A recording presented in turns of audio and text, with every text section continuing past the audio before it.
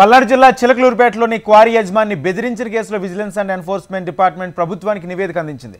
నివేదికలో మాజీ మంత్రి విడుదల రజని, ఐపీఎస్ అధికారి జాషువా యజమానిని బెదిరించి 2 కోట్ల రూపాయలు వసూలు చేసినట్లు పేర్కొన్నారు.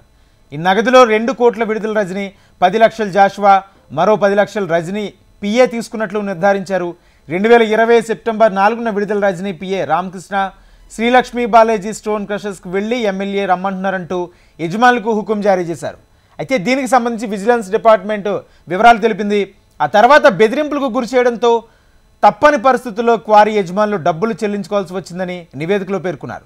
దీంతో అధికార దుర్వినియోగానికి పాల్పడిన బాధ్యులపై చర్యలు తీసుకోవాలని విజిలెన్స్ విభాగం ప్రభుత్వానికి సిఫార్సు చేసింది.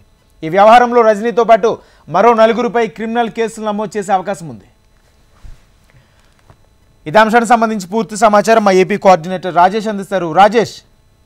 రాజేంద్ర, చిలకలూరుపేట క్వారీ యజమాని బెదిరించింది మాజీ మంత్రి రజనీపై కేసు నమోదైంది. అయితే ఇటీవల కాలంలో చూసుకుంటే కూటమి ప్రభుత్వం అధికారంలోకి వచ్చిన తర్వాత గత ప్రభుత్వంలో ఎవరెవరు ఏమేమి చేశారు, గత ప్రభుత్వంలో ఉన్న నాయకులు అదేవిధంగా అధికారులు ఏ విధమైన దోపిడీలు చేశారనే అంశం మీద పూర్తి స్థాయిలో అధికారులు దర్యాప్తు చేస్తున్నారు. ఇందులో భాగంగా చిలకలూరుపేటలో ఓ క్వారీ యజమానిని బెదిరించి మాజీ మంత్రి 2 కోట్ల రూపాయలు తీసుకుందనేసి విజిలెన్స్ ఎంక్వైరీలో జరిగింది. దీంట్లో ఒక ఐపీఎస్ అధికారితో పాటు రజనీ పిఏ కూడా 10 లక్షల రూపాయల చొప్పున ఒక్కొక్కరు 10 లక్షల చొప్పున లంచం తీసుకున్నట్టు నిర్ధారణ అయింది. అయితే 2 కోట్లు ఇస్తారా లేక 50 కోట్లు జరిమానా కడతారా అంటూ ఆ క్వారీ యజమాని విడుదల రజనీ అధికారంలో ఉన్నప్పుడు మంత్రిగా ఉన్నప్పుడు బెదిరించి నానా ఇబ్బందులకు గురి చేసి వారి దగ్గర బలవంతంగా డబ్బులు తీసుకుందనేసి నిర్ధారణ అయింది. వీరిపై క్రిమినల్ కేసులు కూడా పెట్టాలని ఇప్పటికే ప్రభుత్వానికి సిఫార్సు చేశారు విజిలెన్స్ అధికారులు. విజిలెన్స్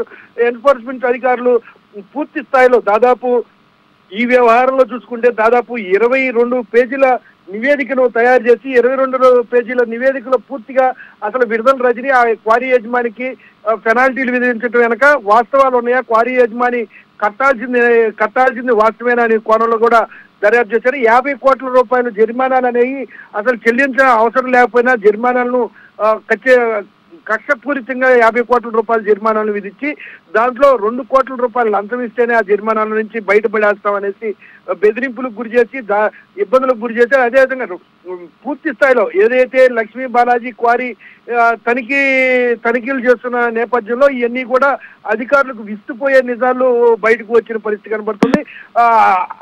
అదే సమయంలో కూడా చూసుకుంటే పూర్తి స్థాయిలో రాష్ట్రంలో ఉన్న ప్రధాన ఏవైతే క్వారీలు రన్ అవుతున్నాయో ఆ క్వారీలు రన్ అయ్యే ప్రాంతాల్లో ఎక్కువ శాతం మంది అప్పటి అధికారంలో పెత్తనం కొనసాగిస్తున్న మంత్రులు కావచ్చు, స్థానిక ఎమ్మెల్యేలు కావచ్చు, అక్కడ ఉన్న స్థానిక గ్రానైట్ క్వారీల యజమాని పూర్తి స్థాయిలో బెదిరించి ఒక్కొక్క క్వారీకి దాదాపు 2 కోట్ల నుంచి 3 కోట్లు, మరి కొన్ని ప్రాంతాల్లో అయితే అధికంగా కూడా వసూలు చేసిన పరిస్థితి ఉంది.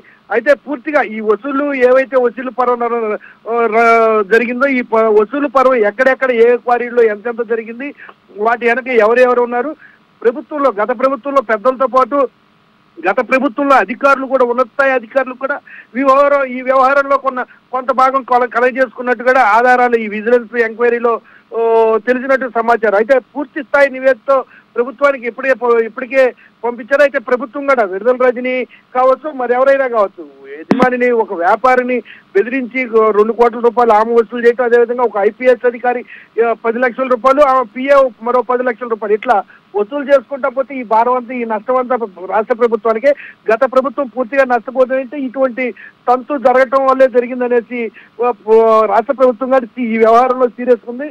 విడుదల రజనీపై కేసు నమోదు చేసే అవకాశాలు ఉన్నాయి. అదే రాష్ట్ర ప్రభుత్వానికి పంపించిన నివేదికను కూడా 2-3 రోజుల్లో ఆ నివేదికపై ఏ చర్యలు తీసుకుంటారని తేలాల్సి ఉంది. రాజేంద్ర.